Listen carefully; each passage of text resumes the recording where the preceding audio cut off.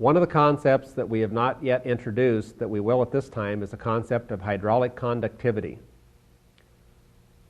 A soil's hydraulic conductivity is a measurement of that soil's ability to transmit water from one region of the profile to another. That could be the water that is moving into the soil at the surface from precipitation or irrigation water downward in the profile, or it could be water moving laterally from one region of the profile to another, or from stored subsoil moisture up to a drier soil region above. The hydraulic conductivity of a soil, irregardless of textural class, is always best when the soil water content is near saturation. At saturation, we're comparing two soils here, a fine textured soil and a coarse textured soil. Hydraulic conductivity goes from a very low level here to a very high level at the top of the left-hand portion of, or left-hand axis of the diagram. We're plotting hydraulic conductivity, or the ability of the soil to transmit water, for two different textural classes over a range of soil moisture contents as indicated by the matrix potential of the soil across the bottom portion or bottom axis of this graph.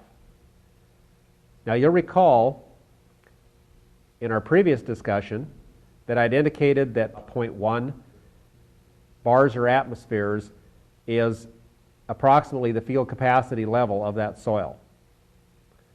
As we progress into a larger negative number, we are losing water content from the soil. Till we get down here somewhere around -10, perhaps -15 on some crop plants, we are down at what is called the wilting potential or wilting coefficient level of water in that soil. Well, when we look at this chart, we see that at saturation or near saturation, sandy or coarse textured soils have a higher hydraulic conductivity. That is to say that they are better transmitters of water when we're talking about saturated flow, such as water being applied to the surface of a soil.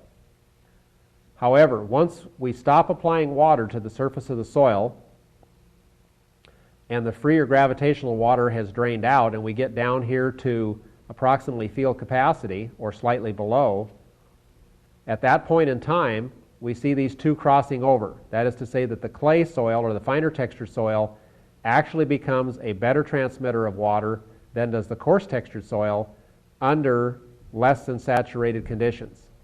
Down here somewhere slightly below field capacity, we see a better transmission or ability to transmit water in the finer textured soil than we do in the coarse textured soil. So if we're talking about the intake rate of water into a soil from surface applied water, obviously the coarser sandy soil has a higher hydraulic conductivity and is therefore a better transmitter of water. But if we're talking about movement of moisture from some location in the soil profile to a root as it absorbs water, we are primarily dealing with flow under less than saturated conditions, and we see that finer textured soils have ability to transmit water faster and over greater distances than do coarse textured soils under those lower moisture contents. Hydraulic conductivity of all soils is best at saturation. It falls off or becomes a lower value for all soils as we fall below the saturation, the field capacity, and down somewhere into the usable water content.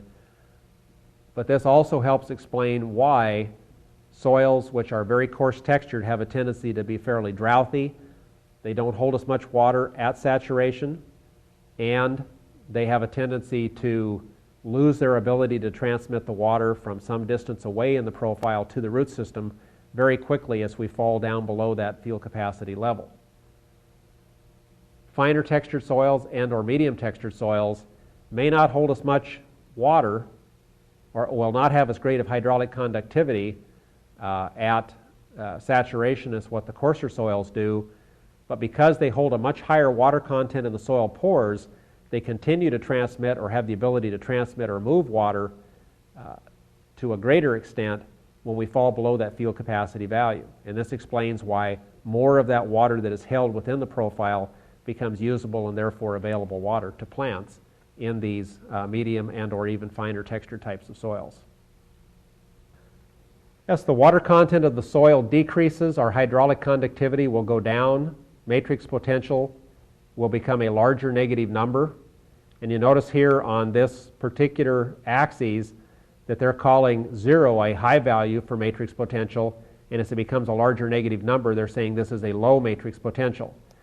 This can be a little bit confusing because in most circumstances when we talk about high matrix potential values, we are talking about an increasing negative number, meaning that the water content of the soil is going down. And that is the way in which I will utilize that terminology in this discussion and in this class.